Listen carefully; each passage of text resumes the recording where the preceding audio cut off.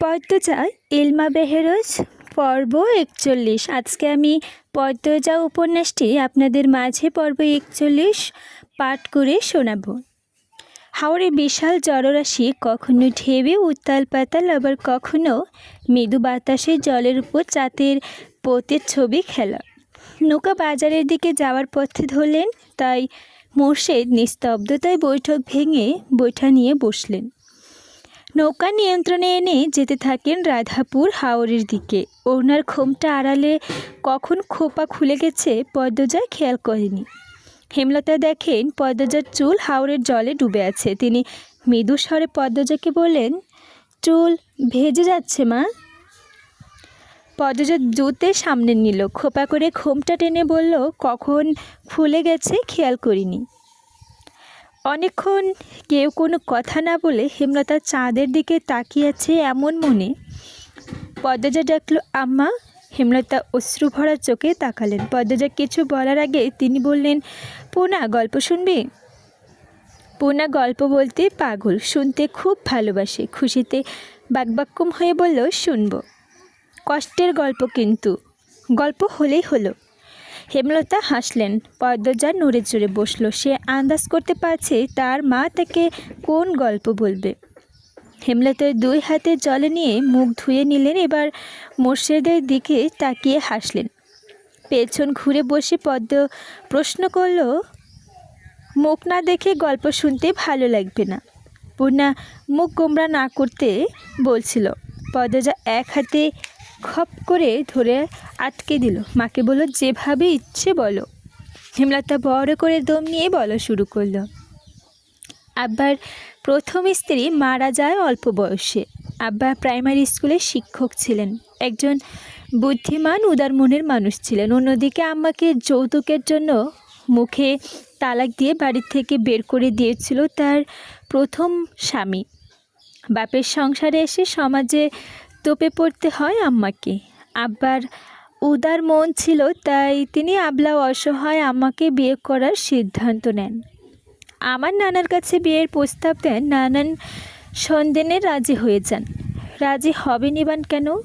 স্বামীর বাড়ি থেকে বের করে দেওয়া বিবাহিত নারীকে কেই বা বিয়ে করতে চায়? আম্মা আবার বিয়ের বছর দেড় হতে না হতেই হানি আপার জন্ম হয়। তার 2 বছরের মাথায় আমার আগমন ঘটে।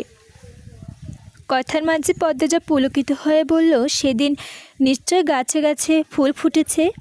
হেমলতা ম্লান হেসে বললেন, শুনেছি আমার গায়ের রং দেখে আম্মার নাক কুঁচকেছিল। আমার বয়স যখন 3 মাস তখন আম্মা আগের স্বামী আমাকে ফিরিয়ে দিতে এসেছিল। আব্বা তখন আর্থিক সমস্যায় ছিল, দিনে 2 বেলা খাওয়াতে হিমশিম খেতেন। তাই বিপদে পাশে থাকা আব্বাকে সহ আমাদের 2 বোনকে ছেড়ে স্বার্থপর মা পালিয়ে যায় তার প্রথম স্বামীর কাছে। আব্বা ছোট ছোট 2 মেয়েকে নিয়ে মাঝ নদীতে পড়েন, কিন্তু আল্লাহর সহায় ছিলেন। আব্বার ফুপু সাহায্যের হাত বাড়িয়ে দেন, চলে আসেন আমাদের কাছে। আপা আর আমার দায়িত্ব নেন। হুট করে আবার আর্থিক অবস্থা উন্নতি হয়ে থাকে। গৃহস্থিতে রহমত ঝরে পড়ে। 5 বছর পর আম্মা ফিরে আসে। বিধ্বস্ত অবস্থায়, ফর্সা মুখ মারের চোটে দাগে দাগে বিশ্রী হয়ে গেছে। তবে একা আসেনি, 2 বছরের এক ছেলেকে নিয়ে ফিরে এসেছে। এখন আমাদের কুঁড়ে ঘরে বদলে বিশাল বাড়ি হয়েছে। আব্বা প্রথম মানেননি। আম্মা আব্বার গায়ে পড়ে কাঁদে, ক্ষমা চায়। আব্বা আবার আগের কথা ভুল করেন, মেনে নেন আমার আবার সাহায্য করতে পারতো না, কিন্তু আব্বার চোখের মনে ছিলাম। আবার আড়ালে আম্মার দ্বারা নির্যাতিত হয়েছি প্রতিদিন। 6 বছর হতে স্কুলে ভর্তি করে দেন আব্বা। হানিয়াপা তখন স্কুলে পড়ে। আমি থমকে কেন? আম্মা অধৈর্য হয়ে বলল, পদ্মজা। হেমলতার ভ্রুকুটি করে বললেন, আম্মার ব্যাপারে আর বলতে ইচ্ছে হচ্ছে না। এখন অনুতপ্ত, আফসোস করে কাঁদে। বলতে ভালো লাগছে না। শীতল বাতাসে সবার শরীর কাটা দিচ্ছে। চাদরটা ছোট হয়ে গেছে অনেক। মোর্শেদ এক ধ্যানে বৈঠা নিয়ে জল ঠেলে নৌকা নিয়ে এগিয়ে যাচ্ছেন সামনের দিকে। হেমলতা আবার বলতে শুরু করলেন, মেট্রিক দেওয়ার পর আম্মা পড়তে চাচ্ছিল না। মেট্রিক দেওয়ার পর আমাকে পড়াতে চাচ্ছিল না। আব্বা তখন ঢাকায় কলেজে পড়ার সুযোগ পায়। হোটেলে উঠি। আব্বা নিয়মিত টাকা পাঠাতেন, জিনিসপত্র। কলেজে আমি সবার ছোট ছিলাম। সবাই হাঁ করে তাকিয়ে থাকতো। শাড়ি পরতাম বলে একটু বড় লাগতো অবশ্য। সব সময় সুতি শাড়ি পরে বেনি বেঁধে রাখতাম। কারোর সঙ্গে মিশতাম না, ভীষণ ভীতু ছিলাম। রিমঝিম নামে খ্রিস্টান এক মেয়ের সঙ্গে বন্ধুত্ব হয়। মেয়েটা এত সুন্দর ছিল, দেখতে ঠিক তোর মতো। চোখের মনি ছিল খোলা। তার নাকি শ্যামলা মানুষ ভালো লাগে, তাই নিজে চেয়ে আমার সাথে বন্ধুত্ব করে। কয়েকদিনের ব্যবধানে আমরা খুব ঘনিষ্ঠ হয়ে পড়ি। ইংলিশে যাকে বলে বেস্ট ফ্রেন্ড।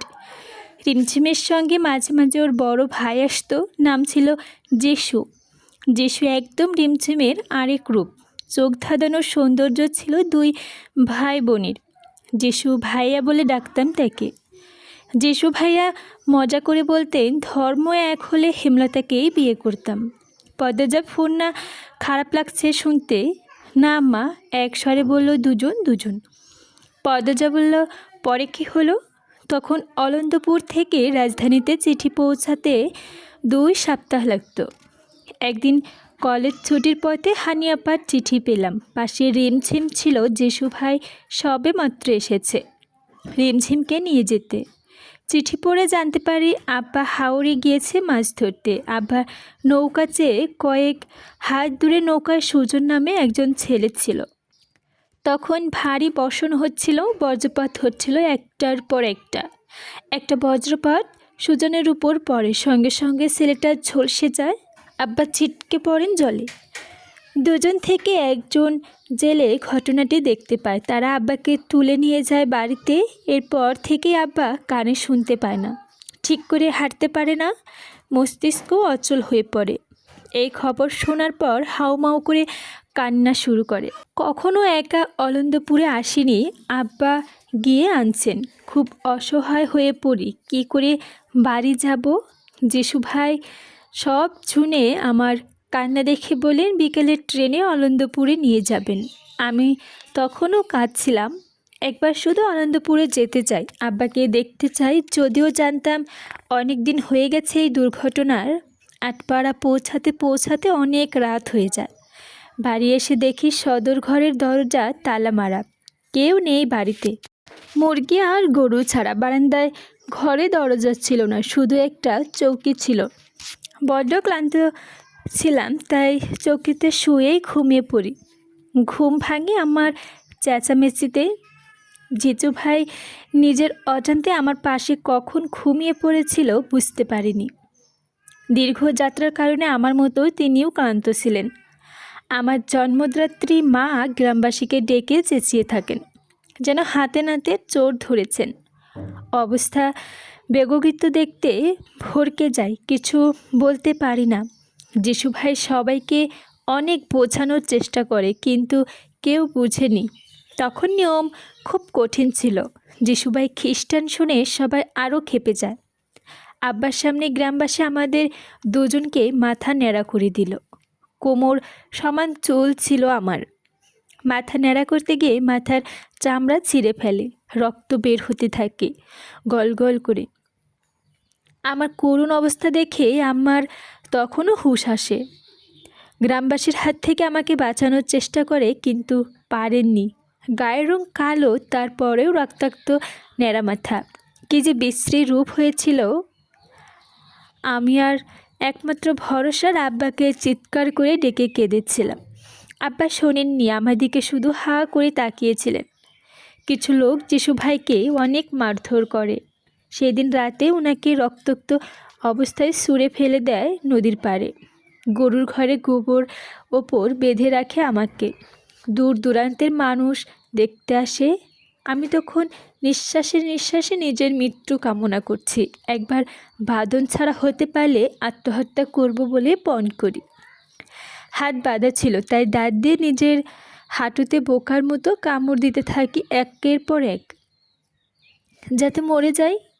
যেই দেখতে আসতো সেই বিশ্রী গালি দিয়ে যেত। কেউ কেউ লাথি দিত।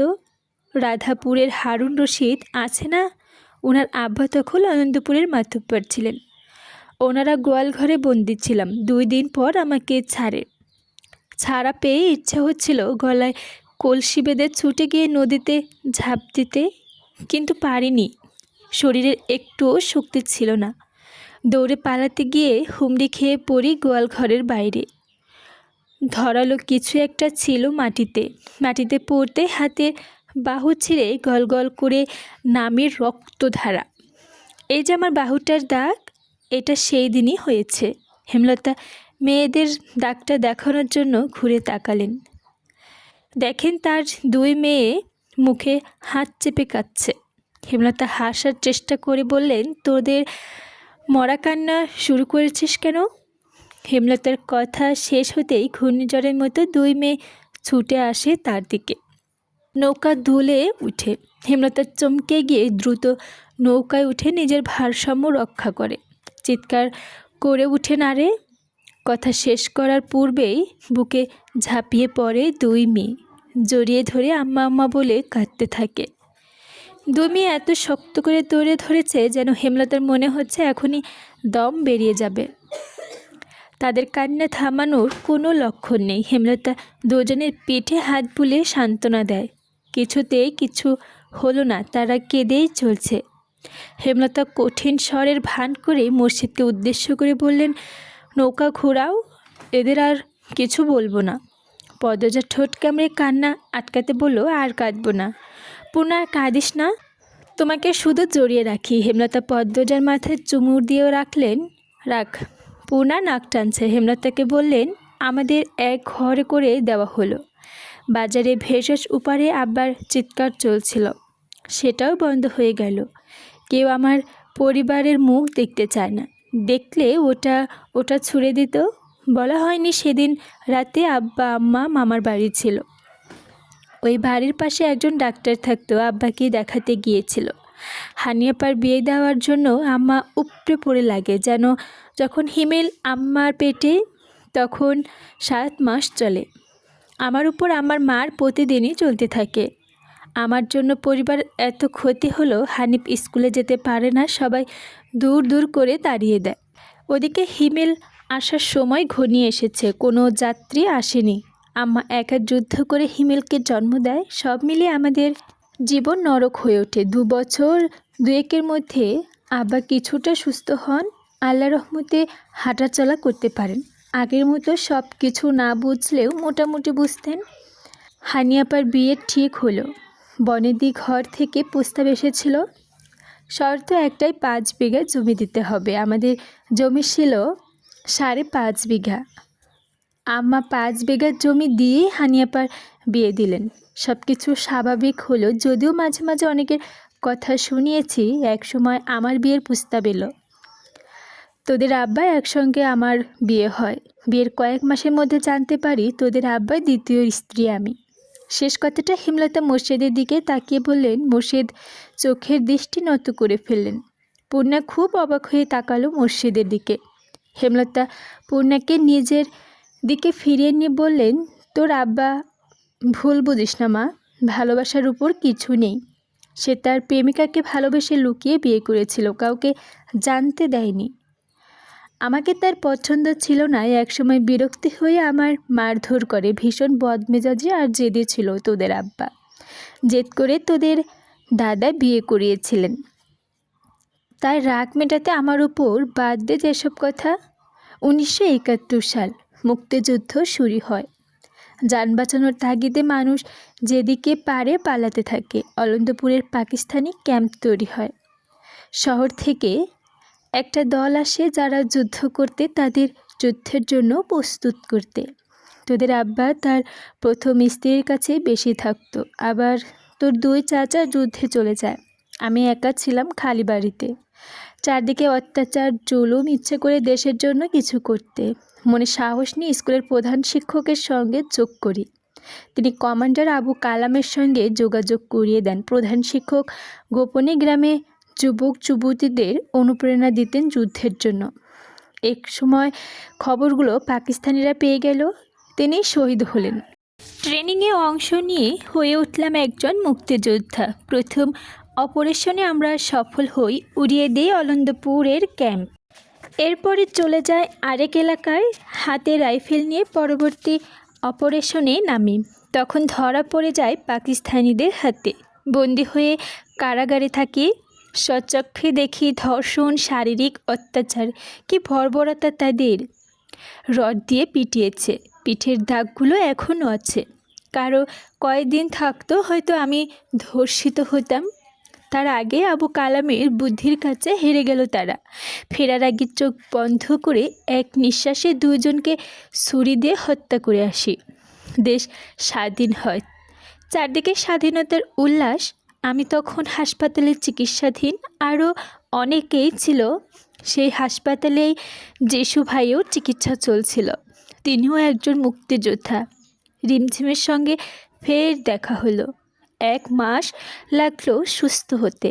ফেরার সময় সঙ্গে আসলো রিমঝিম আর জেসু ভাই। পথে বারবার করে বললাম, তোমাদের মতো দেখতে যেন আমার একটা মেয়ে হয়। অলন্দপুরে বাজারে নামিয়ে ওরা আর আসেনি, ফের যদি গ্রামের লোকজন দেখে ফেলে। কিন্তু আমার আশঙ্কায় ঠিক হলো, অনেকেই জেসু ভাইয়ের সঙ্গে আমাকে দেখে ফেলে। বাড়ি ফিরে দেখি তোদের আব্বা এসেছে। 3 মাস পর জানতে পারি আমি মা হব। মনে প্রাণে একটা সুন্দর মেয়ে চাইতে থাকি আল্লাহর কাছে। ঘুমালে স্বপ্ন দেখি রিমঝিমকে, আর আমার মন খুব চাইতো রিমঝিমের মতো সুন্দর একটা মেয়ে যেন হয়। ঠিক তাই হলো, কিন্তু রটে গেল বদনাম। অনেকেই বলে তারা যিশুর সঙ্গে আমাকে দেখেছে। এতদিন যিশুর কাছে ছিলাম, তারই সন্তান পদ্মজা, সেজন্যই এত সুন্দর আর এত মিল। তোদের আব্বাও বিশ্বাস করলো, আল্লাহ চাইলেন সব পারে, কেউ বিশ্বাস করলো না। কিন্তু জানিস পদ্ম, তোর জন্মের পর থেকেই আমি অলৌকিকভাবে খুব শক্ত আর কঠিন হয়ে পড়ি। কেউ কিছু বললে সঙ্গে সঙ্গে জবাব দিয়ে দেই। তোর সম্পর্কে কেউ কিছু বললে আসলে দা দিয়ে তেড়ে দিই। এ খবর ছড়িয়ে পড়ে সব জায়গায়। তার মধ্যে কমান্ডার আবু কালাম আসেন অলন্দপুরে। গ্রামের অনেকের যুদ্ধ হয়েছিল, আমি ছাড়া আর একজন ফিরেছিল, বদরুদ্দিন নাম। বদরুদ্দিন এবং আবুল কালামের কাছ থেকে গ্রামবাসী জানতে পারে আমি একজন যুদ্ধ করেছি। হেমলতা একজন মুক্তিযোদ্ধা। এ খবর শোনার পর থেকে সবাই মোটামুটি সমীহ করে চলতে থাকে, একটা শক্ত জায়গা দখল করে বাঁচতে থাকি। প্রতিটা ঘটনা আমাকে ভেতরে ভেতরে শক্ত করেছে। তুই জন্মের পর বুঝেছি আমি অনেক কিছু পারি, একা চলতে পারি। কথা শেষ করে হেমলতা হাঁপ ছাড়লেন। চাঁদ ডুবে গেছে অনেকক্ষণ আগে, কিছুক্ষণের মধ্যে ফজরের আজান পড়বে। পদ্মজা পূর্ণা স্তব্ধ। এই দুনিয়া বাঁচার 2টি পথ, চুপ থাকো নয়তো প্রতিবাদ করো। কিন্তু আমার নিয়ম বলে সামনে চুপ থেকে আড়ালে আবর্জনাটাকে ছুঁড়ে ফেলে দাও, যাতে এই আবর্জনা প্রভাবে আর কিছুই না পচে যায়। হেমলতা শেষের কথা শেষ করে পদ্মজার রগে রগে শিহরিত জাগল। সে দূরে চোখ রেখে কিছু ভাবতে থাকে। মানুষের জীবনে কত গল্প, কত যন্ত্রণা। হেমলতা নৌকা ঘোরাতে বললেন, মোর্শেদ তাই করল। বাড়ি ফিরতে হবে, আজ পদ্মজার গায়ে হলুদ। নৌকা চলছে ঢেউয়ের তালে তালে। আগে উত্তেজনাটা আর কাজ করছে না। একটা ইঞ্জিন ট্রলারের শব্দ পাওয়া গেল। 4 জন চকিতে তাকালো সেদিকে। ট্রলারের একজন লোক, একজন ভেতরে সাদা কাপড়ে মোড়ানো কিছু একটা নিয়ে বেরিয়ে এলো। অবস্থা আলো সাদা কাপড়ে মোড়ানো বস্তুটি দেখে পিলে চমকে উঠল পূর্ণার। মানুষ মরার পর সাদা কাপড়ে যেভাবে মোড়ানো হয় ঠিক তেমন। এক মুহূর্ত পরেই লোক দুটি মোড়ানো বস্তুটি ছুঁড়ে ফেলে দিল পানিতে। মোর্শেদ চেঁচিয়ে উঠেন, কে রে? লোক দুটো একবার মোর্শেদের নৌকাটির দিকে দৃষ্টিপাত করে দ্রুত ট্রলারের ভেতর চলে গেলেন। মোর্শেদ তড়িঘড়ি করে বৈঠা চালিয়ে তাদের ধরতে পারল না। ট্রলারটির চোখের সামনে অদৃশ্য হয়ে গেল। যেখানে সাদা কাপড়ে মোড়ানো বস্তুটি ফেলা হয়েছে সেখানে মোর্শেদের নৌকাটি পৌঁছাতেই হুট করে হেমলতা ঝাঁপিয়ে পড়েন পানিতে। পদ্মজা আকস্মিক ঘটনাটায় চমকে গেলেন, আতঙ্ক নিয়ে ডাকল, আম্মা। হেমলতার দেখা নেই। পদ্মজা নৌকা থেকে ঝাঁপ দিয়ে যাবেন, তখনই হেমলতা ভেসে উঠলেন। সাদা কাপড়ে মোড়ানো বস্তুটি। হেমলতা মুখ তুলে মোর্শেদ ও মেয়েদের উদ্দেশ্য করে বললেন, লাশ। পূর্ণার লাশ শুনেই কাঁপতে থাকে, অথচ পদ্মজা স্থির ও ঠান্ডা। অন্যদিকে হেমলতা এই শেষ রাত্রিতে নদীর জলে ভেসে আসেন, দুই হাতে মৃত মানুষ জড়িয়ে ধরে। লাশটি নৌকা তুলতেই পূর্ণা ভয়ে কুকড়ে গিয়ে মোর্শেদের পাশে ঘেঁষে বসল। তার মনে হচ্ছে চারদিক থেকে প্রেতাত্মারা তাকিয়ে আছে, যে কোনো মুহূর্তে ঝাঁপিয়ে পড়ে ঘাড় মটকে দেবে। ঘাড় মটকানোর কথা ভাবতেই পূর্ণার ঘাড় শিরশির করে উঠল। ভূত ভূত বলে চেঁচিয়ে উঠল সে। হঠাৎ পূর্ণার চিৎকার শুনে মোর্শেদ ভয় পেয়ে যান। এমনিতে গায়ে কাটা দিচ্ছে লাশ দেখে তিনি পূর্ণাকে এক হাতে জড়িয়ে ধরে বললেন, কোনখানে ভূত, ডরাইছস না? মাথা কাছে বাঁধা দড়িটা খুলে কাপড় সরাতে একটা মৃত মেয়ের মুখ দেখা গেল। হেমলতা আর পদ্মজা দুজনেই ভেতর থেকে চমকে উঠল।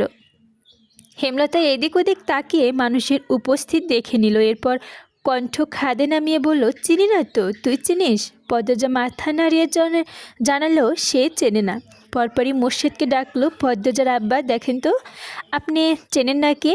মোর্শেদ উঠে আসতেই চাইলে পূর্ণা ধরে রাখে। মোর্শেদ পূর্ণাকে নিয়ে এগিয়ে আসে। মৃত মেয়েটার মুখ দেখে বলল, না এরে চিনি না। হেমলতা চিন্তায় পড়ে যান, শরীরের পশম কাটা দিচ্ছে। চারদিকে অন্ধকারে ঢাকা হিমশীতল বাতাস, আর সামনে সাদা কাপড়ে মোড়ানো এক মেয়ের লাশ। তিনি ব্যথিত কণ্ঠে বললেন, কোনো মেয়ের বুক খালি হলো কে জানে। পদ্মজা বিড়বিড় করে ট্রলারের একজনকে চেনা চেনা লাগছিল আম্মা। হেমলতা ধৈর্যহারা হয়ে প্রশ্ন করলেন, কে, চিনেছিস? নাম কি জানিস? পদ্মজা ভাবছে, গভীর ভাবনায় ডুবে কিছু ভাবছে। হেমলতা প্রশ্নের জবাব বলল, নাম জানি না, দাঁড়াও আমি বলি লোকটা কেমন। পদ্মজার চোখ বুজে ফিরে গেল কিছুক্ষণ আগের মুহূর্তে। চোখ বোঝা অবস্থায় বলল, আব্বা যখন বলল কে রে, ঠিক তখনই লোকটা আমাদের দিকেই তাকিয়েছিল। লোকটার চোখগুলো ভীষণ লাল, অনেক মোটা, খুব কালো, মাথার চুল ছুটি বাঁধাচ্ছিল। এমন একজন লোক আমি স্কুলে ফেরার পথে অনেকবার দেখেছি। কথা শেষ করে পদ্মজার চোখ খুলে খুশিতে গদগদ করে বলল, লোকটার দেখা পেলে আমি ঠিক চিনে ফেলবো আম্মা। চিনে কি হবে, প্রমাণ তো নেই। আর মেয়েটা মারা গেছে নাকি খুনি সেটা তো জানি না। প্রমাণ নেই তা ঠিক, কিন্তু মেয়েটা খুন হয়েছে আম্মা। এই দেখো মেয়েটার গলায় কত দাগ, আর পেটের কাছে দেখো রক্তের দাগ। নদীর পানি পুরোটা রক্ত মুছে দিতে পারেনি। হেমলতা অবাক হয়ে পদ্মজার কথা মতো খেয়াল করে দেখলেন। সত্যি তো। তিনি বিস্মিত নিয়ে বললেন, একটার পর একটা খুন, হানিফের পর পান্তুর বাপ, এরপরে তো এই মেয়ে। আমি বুঝতে পারছি না কে বা কারাই এমন করছে। ওই লোকটার দেখা যদি আরেকবার পাই আমি ঠিক এর রহস্য বের করব, বলল পদ্মজা। মৃত মেয়েটার মুখ কাপড় দিয়ে ঢেকে দিলেন হেমলতা। এরপর দড়ি দিয়ে বেঁধে আগের মতো মোর্শেদকে বললেন, কলাপাড়ার দিকে যাও। ওখানে কিসের কাম, বললেন মোর্শেদ। হেমলতা শান্ত কণ্ঠে বলল, কলা গাছের ভেলা বানিয়ে লাশটা ভাসিয়ে দেব, পানিতে ফেললে কেউ পাবে না। ভাসিয়ে দিলে কেউ বা কেউ পাবে, হয়তো মেয়েটার পরিবার খুঁজে পাবে। আমাদের বাড়িতে এখন লাশ নিয়ে যাওয়া ঠিক হবে না, অনেক মানুষ আছে, সবাই ভয় পাবে, বিয়ের আমেজটা চলে যাবে। তাড়াতাড়ি যাও, কলাপাড়ার দিকে নৌকা ঘোরাও। সকাল সকাল গায়ে হলুদ সম্পূর্ণ করার পরিকল্পনা ছিল, কিন্তু বউ এখনও ঘুমে আচ্ছন্ন। বাড়ি ভর্তি মানুষ, কলাগাছের ছাদ বানিয়ে সবাই উপেক্ষা করছে নতুন বউয়ের জন্য। হেমলতা কিছুতেই পদ্মজাকে ডাকতে দিচ্ছে না। দুপুরের আজান পড়তে পদ্মজার চোখ খুলে। যখন মনে পড়ল আজ তার গায়ে হলুদ, তখন সে ধরফরিয়ে উঠে বসল। সে কাকডাকা ভরে বাড়ি ফিরে ঘুমিয়েছিল। তারপর আর কিছুই মনে নেই। বালিশের পাশে হলুদ শাড়ি রাখা। পদ্মজার দ্রুত শাড়িটি পরে নিজেই ডাকলো পূর্ণাকে। বাইরে কোলাহল শোনা যাচ্ছে। পদ্মজার দরজা খুলতে 9 বছর বয়সে একটা মেয়ে চেঁচিয়ে বাইরে খবর দিল, পদ্মা আপার ঘুম ভাঙছে। হেমলতা রান্নাঘরের সামনে বসে মুরগি কাটছিলেন। হানি উঠান থেকে হনহনিয়ে এসে হেমলতার তেজস্ব কণ্ঠে বললেন, এবার তোর চাঁদকে নিয়ে যেতে পারি? হেমলতা হেসে অনুমতি দিলেন, যাও। হানি মঞ্জুরার সহ সম্পর্কে ভাবি এমন আরও 2 জন পদ্মজাকে নিয়ে ঘর থেকে বের হলো। গান গাওয়ার জন্য গীত গাওয়ানি মহিলাদের খুব সমাদর করে আনা হয়েছে। গ্রামের মহিলাদের মিলে গোলাকার হয়ে বসে গানের জালসা তৈরি করেছে। যারা যারা গান গাইতে পারে তারা চারপাশে ঘুরে ঘুরে গাইছে। পদ্মজাকে দেখে সবার মনোযোগ তার দিকে চলে গেল। গায়ে হলুদের স্থান বাড়ির পেছনে। মোর্শেদ পথ আটকানো গামছা কোমর বাঁধতে বাঁধতে বললেন, আমার শরীরে আমি লইয়া যাবো। কথা শেষ করে মোর্শেদ পদ্মজাকে পাঁচকোলা করে তুলে নিলেন। হানি চেঁচিয়ে উঠে বললেন, আরে মেয়ে কী করেন? দুলা ভাইরা কোলে নেয় তো, বাপ নিলে বিয়া অশুদ্ধ হইয়া যাইব। পদ্মজার লজ্জায় শাড়ির আঁচল দিয়া মুখ ঢেকে ফেলল। অজানা অনুভূতির হাত পা কাঁপছে। উপস্থিত মানুষের উচ্ছ্বাস দ্বিগুণ বেড়ে যায়। প্রেমাপান্ত অন্যান্য শিশুদের নিয়ে খুশিতে লাফাচ্ছে, একজন আরেকজনকে রং মাখিয়ে দিচ্ছে। কলা গাছের ছাদের নিচে খাটের ছোট্ট চৌকি রাখা, সেখানে পদ্মজাকে দাঁড় করিয়ে দেন মোর্শেদ। সামনে 7টি বদনা, 10টি কলসি ভর্তি পানি, একটা কুলো রাখা দূর্বা ধান, হলুদ বাটা, হলুদ শাড়ি, ব্লাউজ ও তোয়ালে ও সাবান। গীত গাউনিরা নেচে নেচে গীত গাইছে। শোনা যাচ্ছে কালা বাউনের বেগুন ধলা ফুল, রুমালে গাঁথা তুল, কইনালো তোর দয়াল বাবাজির মায়ার তুল, বাড়ির বড়ইয়ের গাছে কুমড়া ফুল। রুমালে গাঁথিয়া তুললো, কইনালো তোর দয়া চাচা মায়া তুল, কন্যারে ডাক দেয় তোর জননী মা রে, মা দিয়া ডাকো না সোনা মুখে হলদি রে, হলুদ ডাক দেওয়ান জামনাতারে, জনমাতা বাপিরে বাপ দিয়ে যাক তোর সোনা মুখে হলদি রে।